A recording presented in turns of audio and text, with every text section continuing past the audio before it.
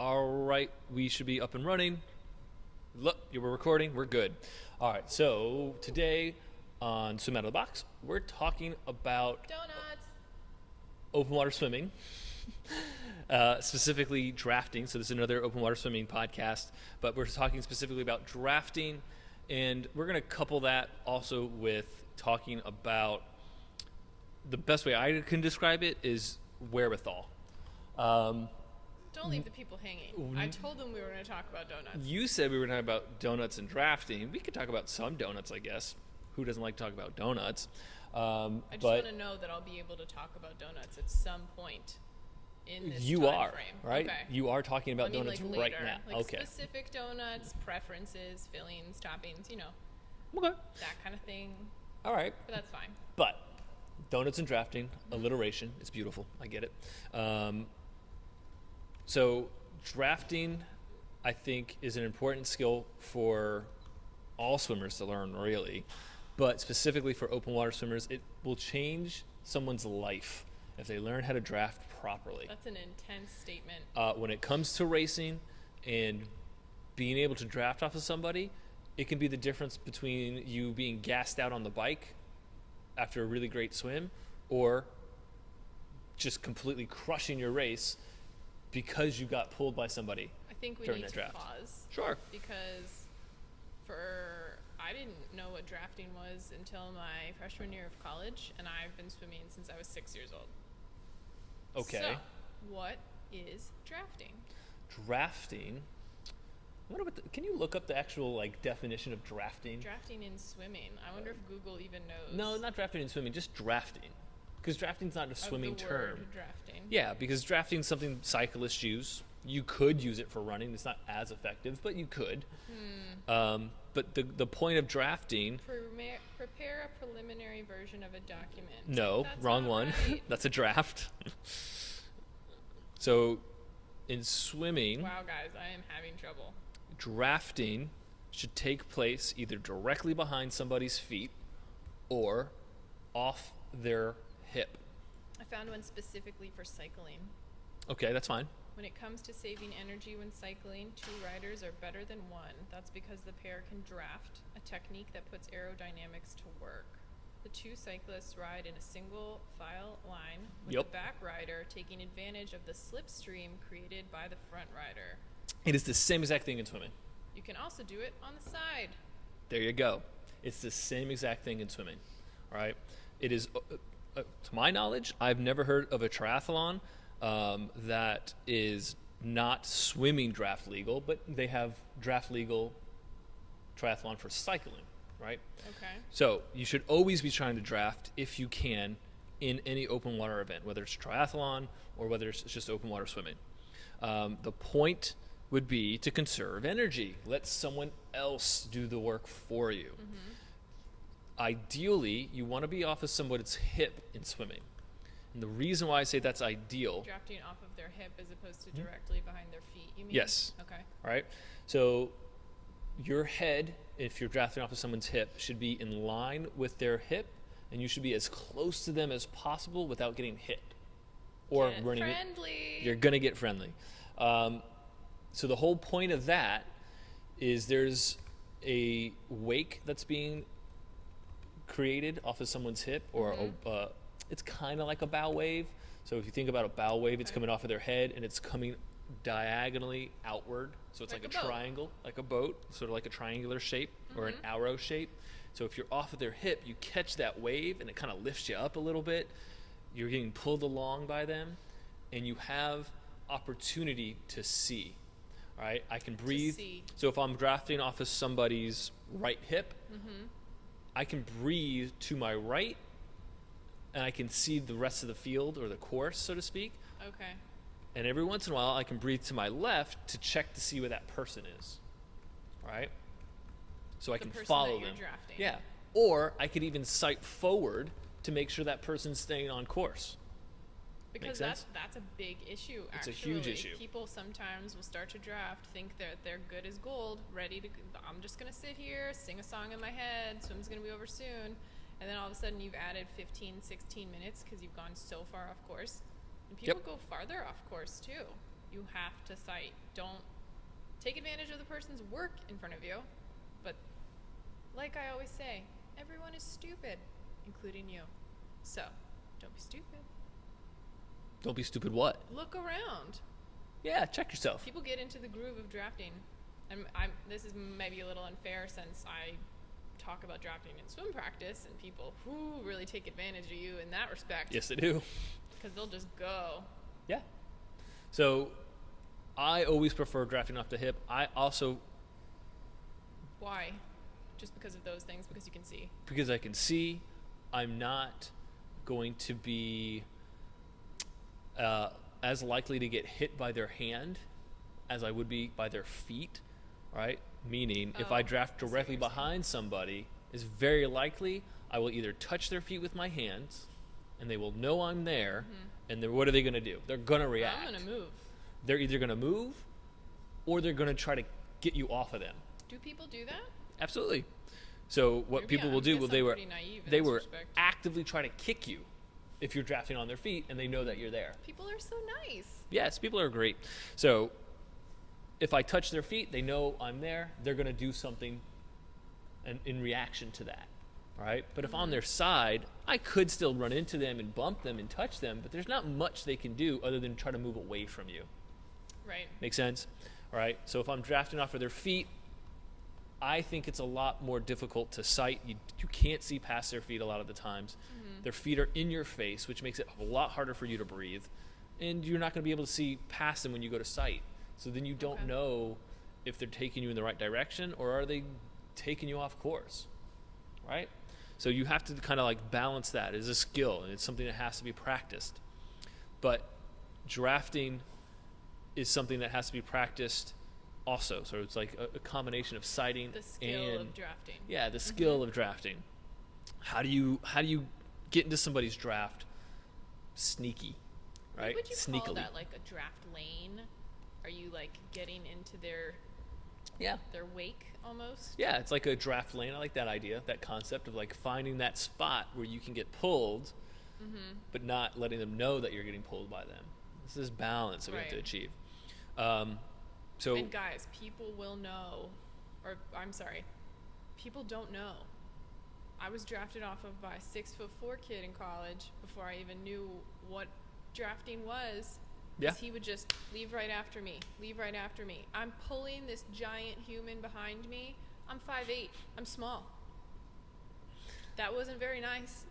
That was nice of He was you. honest. I was like, leave 5 seconds behind. It's nice of you to draft or Side pull note, him along. You're supposed to leave at least 5 seconds behind a person when you're in swim practice. So when I'm yelling at him to leave 5 seconds behind me, he's like, I can't draft off of you if I leave that far behind.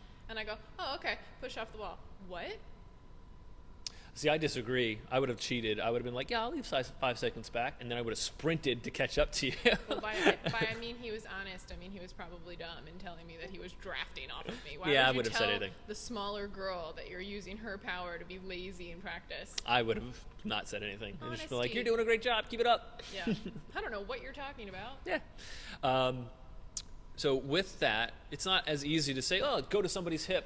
Keep your head in line with their hip. Right? You have to get used to the contact that is going to potentially and will happen. But also, how do you know when it's the right person to draft off of? For instance, if I'm swimming, I don't know, we'll say an average of a 1:15 pace per 100 meters, but someone swims a 2:15 pace, they're not going to be able to keep up with me to draft. So it wouldn't make Or vice versa. Yeah. You don't want to draft off the 2:15 guy. Yeah, absolutely, right?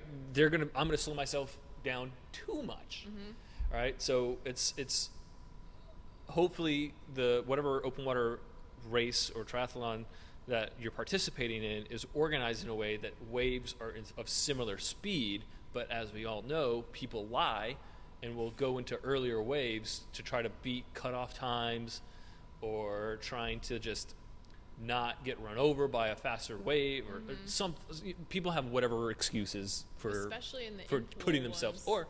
or very easily they don't even know what pace they're supposed to be swimming at, so they just go, oh, I think I'm 1:15s, but they're really 2:15s, and oops. Yeah, so Also, knowing to who me, to draft I don't off think of you is should important. draft on the in pool because if Oh, you it's an can't. in pool and you're doing that weird snake Yeah. thing, Yeah. I find that people lie much more frequently on that one because they're fine, whatever, who cares? I'll let everyone run me over and I'll start sooner.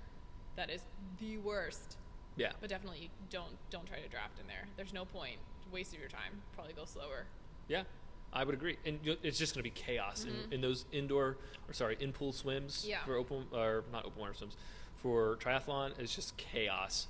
Nobody knows their times. Usually it's a lot of beginners, so they're completely confused, don't know how to swim with other people, have no wherewithal. That's kind of what I was getting to with like the wherewithal. Okay. So give yourself time to practice drafting in pool first. Get in a lane with your friend, right? Key, your friend. Don't try Do this with someone a you stranger. know. Yeah, strangers won't appreciate this. If you want to make friends with somebody at your pool, bring them donuts. Ooh, donuts. See? Let's do a donut interlude. Right now, Astro Donuts and Fried Chicken, my favorite donut place. Their monthly donuts for July. There are 4 of them. The first one that I want, this is my interlude. The first one that I want is the peach blueberry cobbler filled donut with sugar cookie crumb on top. Okay, Are you done now? done. So bring a friend or bring a stranger a donut, make them your friend so you can convince them to draft, or bring a friend a donut so they're more apt to letting you draft off of them, right? Be nice. I like donuts and friends. I Practice can be your friend with a donut. the draft off of the hip first. Practice it behind them, directly behind them on their feet, so you can get a sense of what it feels like, After how the to hip. do it. I don't care which one you do first, really, but I like the hip first only because it's my preferred. That's what you want to do during the race. So Yeah, I would, exactly. We have a really good video on YouTube. It's a point of view video of where to draft off of somebody. So it was me swimming off of somebody's hip with a camera in my mouth so that you could see where you should kind of be when you're actually drafting. So check that video out. It'll be kind of helpful for you to see that point of view so you know what to expect when you go practice with your new donut friend. Ooh. So practice the draft in a pool first. You can practice with one other person. If there's 2 friends that you have and you can afford 2 donuts, then bring 2 donuts, make 2 friends, and you guys can practice in threes where the middle person is being drafted off of by 2 outside people, Oh, right? I hope that middle person is in shape. Obviously take turns, like a round robin type of thing, drafting, seeing how it feels to be drafted off of, what it feels like to actually get a draft. Learn which side you like to draft off of. Some people prefer a left side or a right side just because of breeding patterns, things like that. So practice it in pool, take it to the open water next. When you're in open water, Okay. try to apply those same concepts and foundations that you learned in the pool. When it comes to race situations, hopefully you go off in a wave is of similar speed that you can draft off of and not avoid, right? A lot of people that we work with learn to avoid their wave by swimming out of the pack. Avoid their wave. Yeah, the wave that they're starting with. That's what Oh. that's called, right? Or their pack, if you want to call it that, right? You mean the ones who wait so that they don't Yeah, have to people run will in? wait for their wave to go, Oof. or they'll go way outside of the course and end up swimming extra distance so that they avoid people. And I understand that it is a good strategy for beginners, especially nervous beginners. At some point, though, if you want to get competitive, you're going to have to get used to swimming with a pack of people, and that pack starts very close, but eventually spreads out. If you can, in the initial start of the race, find someone that you can draft off of, you'll be better off for it, because maybe that just saves you 200 yards of easy effort that you just gained now by drafting. It's never worth sprinting to draft off of somebody. The sensation that you should feel You mean is to, you like, have to speed up and catch them? Exactly. The sensation you should feel is when you're in their draft, you should have to slow down your cadence. It should feel like you're barely even trying to keep up. You're slowing down in order to, right. Because they're pulling you along. You don't have to go the same cadence or level of effort that you were traveling at. you should have to slow down if you're in their draft. So if you have to speed up to get in their draft, that's not the person to draft off of. Make sense? All right. Now, with that in mind, how do you know where people are in your wave or in your pack? And this is really obvious when you go to a swim practice. A master swim practice is a great example.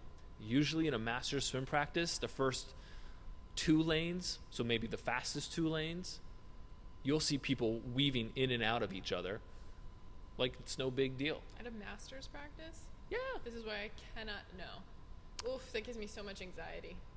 You used to do it in your fast lane? People used to do it to you in your fast lane? You have set people. You were like, no one wanted to lead the lane in my practices. I was always stuck leading the lane. And then it was like, oh, okay. Billy Bob is second. Junior over here is third. That's it. So definitely in fast lanes, I see people maneuvering. You mean like during a set? During a set. They'll if they have to pass you in the middle of a lane, they will pass you. I have never but seen if that. you've been a part of it and you didn't even know Passing someone in the middle, like somebody while I'm passed swimming? you while you were swimming. Yes, Steven. I don't know if you remember Steven, but he absolutely. Do I remember the older male swimmer who passed me in the middle of Spring Hill practice in the morning? So clearly you remember that. That's not Steve. Rude. Anyway, so when you look at slower lanes at a master's practice, they usually pass on the wall. See, that's what I'm more used to. It's the polite way to pass. You touched I don't. my feet. Would you like to go in front? Sure, thank you. Right. I think the polite way to pass would be not to touch anybody at all and just pass them. If I don't know I'm being passed, because you have wherewithal about everyone that's in the lane, and you can slide over, go around me, and not cause a collision of any kind or disrupt my swimming of any kind, that's the polite way to do it. However, intermediate swimmers, beginner swimmers have a very difficult time tracking where everyone is in the lane. Fast lanes typically know, all right, I'm third in the lane and there's 2 people behind me. I'm going to flip. I'll see somebody pass me as I flip, right, on the opposite side of the lane. And when I push off, I know there's somebody in front of me. Yeah. Right? It seems kind of obvious. But for whatever reason, as people are getting into the sport of swimming, they're either too focused on their technique or the set or whatever they're doing at hand to know where everyone else is in the lane. And if they had to try to slide over to pass someone, they would probably end up running into somebody that is in front of them that has already made the turn. Make sense? Yeah. Kind of, right? You got to think your way through it, but I understand. right? So for those slower lanes, the way that they pass people is they touch a foot, they let them know that they're behind them, so that person in front can stop and let them pass on the wall. Right? So it doesn't take a lot of wherewithal to do that. So this is a skill that I don't really know how to articulate other than wherewithal. How do you know where people are around you? What are your surroundings? Right? Yeah, It takes time to develop. You have to, and when you consider our clients at least, most of them end up swimming by themselves. They don't get to swim with a master's group. They don't get to swim with a workout group. Right. So then they're constantly swimming by themselves. They don't know how to be aware of their surroundings or who's around them. So they don't have that developed when they go to an open water event, triathlon or open water swim, and it becomes overwhelming. It becomes nerve-wracking and panicky to have people around you, near you, or bumping into you, or on occasion swimming over you. All right? So my recommendation is if you can get some friends in a lane with you, you can circle swim, but just start tracking where these people are within the lane While with you're you. swimming. Yeah, it's a Right. good start. Everyone likes to practice like 3 across. You know what In that a means? lane. Yeah. No, I don't. So taking 3 people in one lane, so one person swimming over the black line, 2 people are flanking them on the left and the right, and they're all leaving together.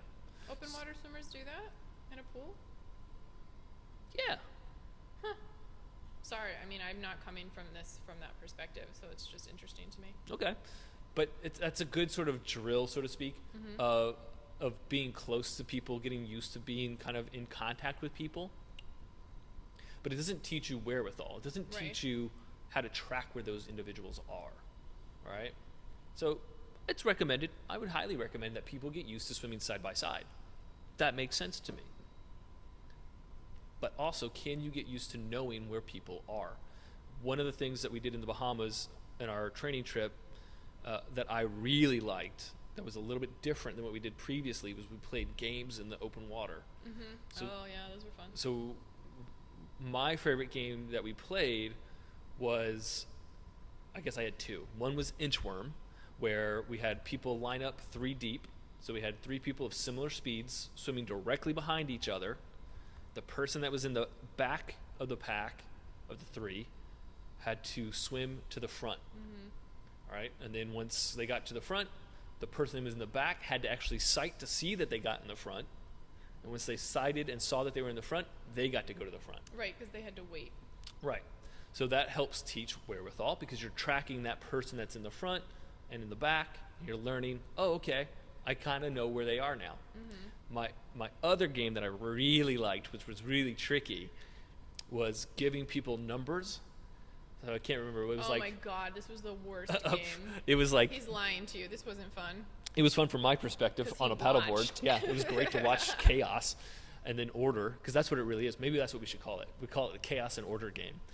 All right, so we lined everybody up before they started swimming, gave everyone a number. Then we got to mix everybody up, and then they, while they were swimming, had to put themselves in the order, the correct sequential order while they were swimming. Which is hard when you have people Yes. of varying Very ability difficult. levels. Very difficult. Because you have those people slowing down, people speeding up, and you're all just trying to figure it out. And oh my gosh. And you can't stop. You're not allowed to stop and tread. You can sight, but you can't stop forward progress. There's got to be some silly joke about like a swimmer and how many it takes to count to 10 or something. I can't even. You know, like those light bulb jokes. Yeah, I know what you're going with. Yes. I'm not funny, okay? I'll get over it. It's fine. It's all right. You'll have more coffee. You'll be funny eventually. One day. So, trying to like order yourself in that sequence is incredibly difficult, but it teaches you to learn where everyone is.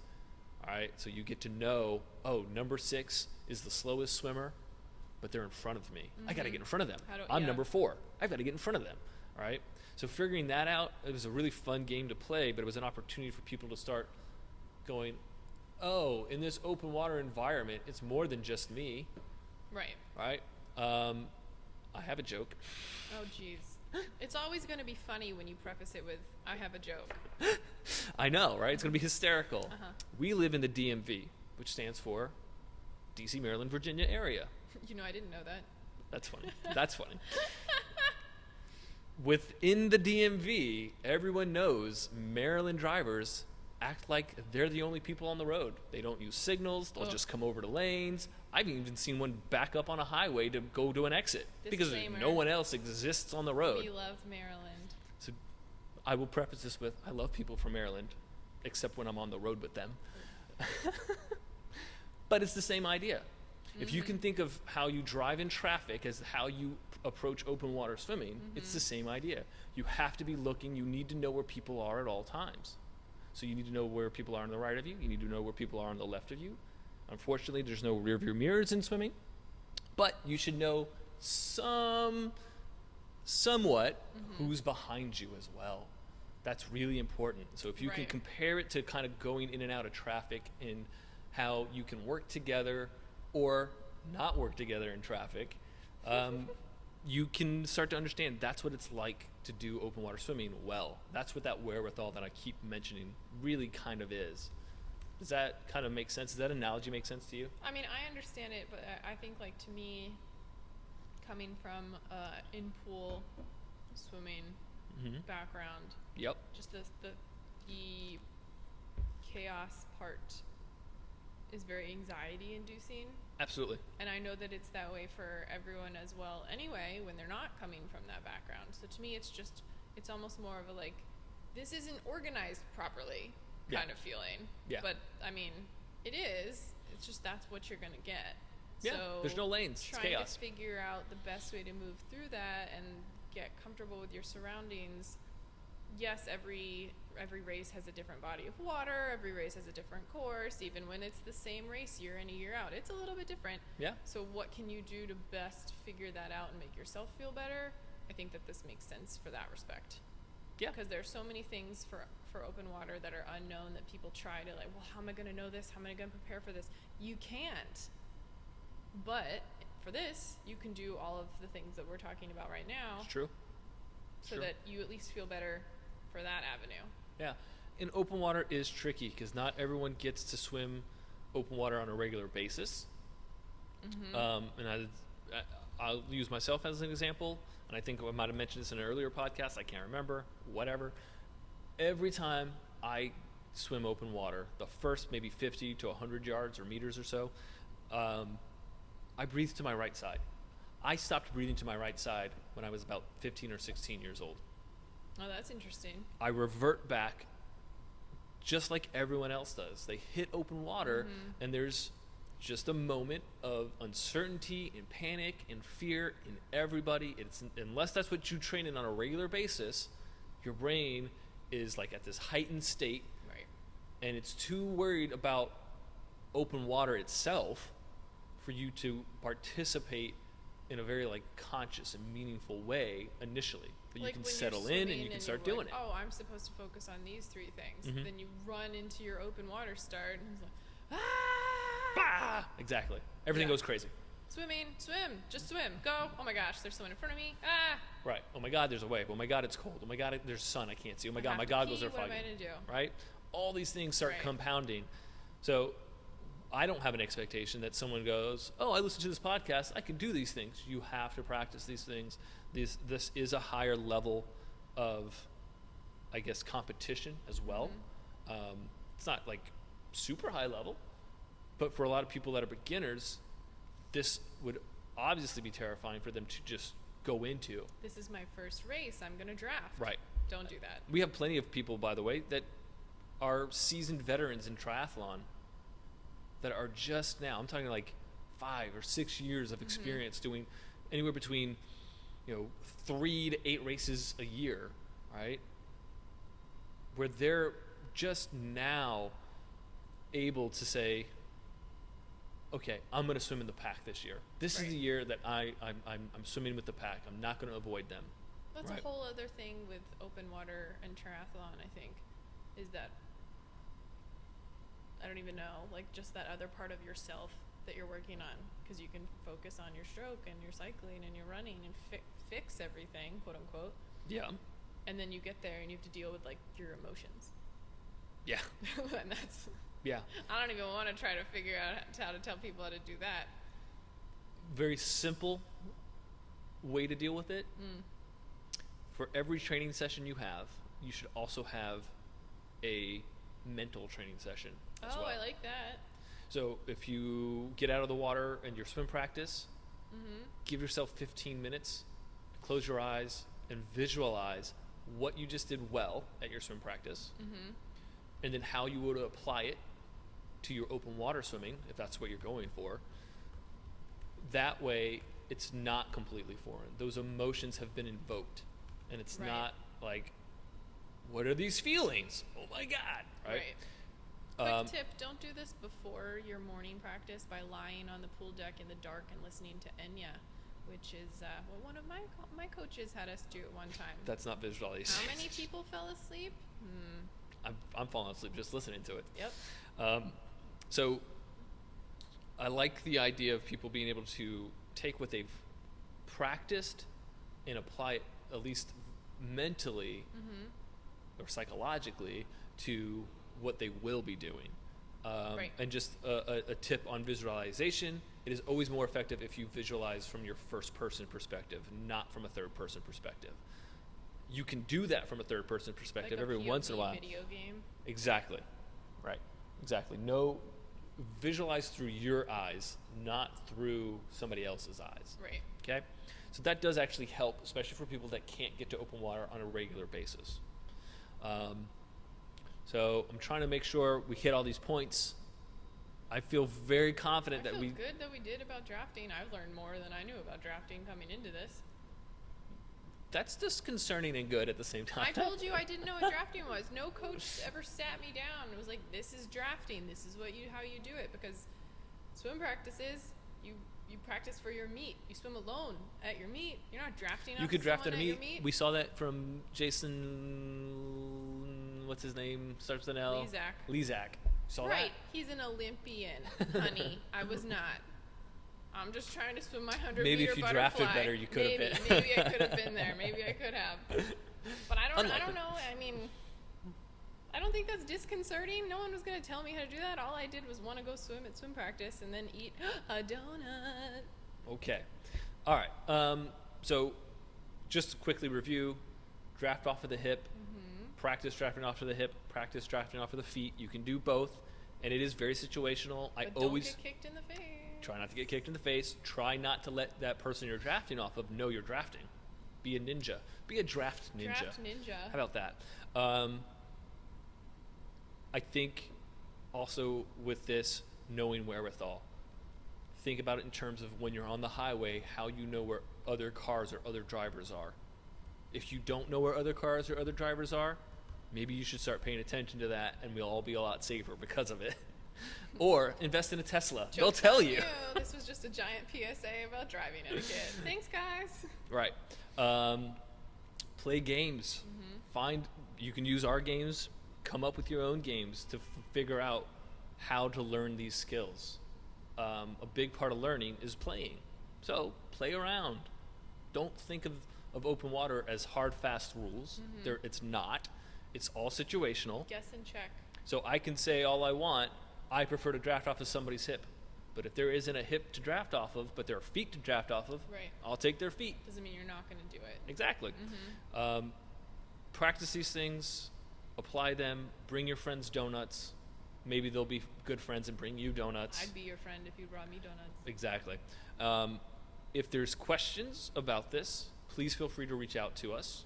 Our emails are available on our website, which is theswimbox.com, or you can contact us via YouTube, and hopefully soon enough we'll be on iTunes, but fingers crossed. And say, if you have questions, let us know. Or if you have comments, let us know. If you want to add something to this conversation, we want you to add something to the conversation. We definitely have a lot to learn. I spend a lot of time talking about swimming and open water swimming, but that doesn't mean I know it all, and I certainly don't. And I think just like we can see traffic patterns in different regions, so like I can make fun of Maryland drivers, but people also know that Pennsylvania drivers are the worst because they'll drive slowly in the left lane. Oof. Right? There are cultural things to the way people drive, and you can see it when you travel enough. Like for instance, New Jersey, they zip in and out of traffic. Oh, it works. Scary. In Northern Virginia, people queue up for their exit like a mile before the exit. Those two cultures clash, and it drives people crazy from New Jersey. But in Northern Virginia, it drives us crazy that people would zigzagging out. Drives me crazy to queue up for an exit, but I know I have to, otherwise right. I'm not or you're jerk. not getting in. Yep. All right. So different regions have different cultural approaches to dealing with this wherewithal and this traffic pattern. Well, it would probably be the same with open water. It's a cultural thing. Does that make sense? I think so. All right. I think all we're doing is trying to help people better understand situations and figuring out how they can implement those things themselves. Yeah. So any analogy, I think, is help. I mean, unless it doesn't make any sense whatsoever. But I think these make sense. I think Good. they're useful. All right. So if they don't, let us know. I'm always happy to clarify. So is Lissa. Let us know. All right. That's it for today. We will. What's next? I want to talk about some other strokes. I'm tired of talking about freestyle and open water stuff. Let's talk about butterfly. So we'll talk about butterfly next. Woohoo! Sound good? Butterfly and biscuits? Frites. That doesn't. It's not alliteration. Frites. We'll say fly and frites. Fly and fries. Yeah. I don't like frites. I'm not fancy. Fly and fries. I'm in. We'll talk about that next. All right. So let us know if you have comments. We'll talk to you later. Bye. Bye.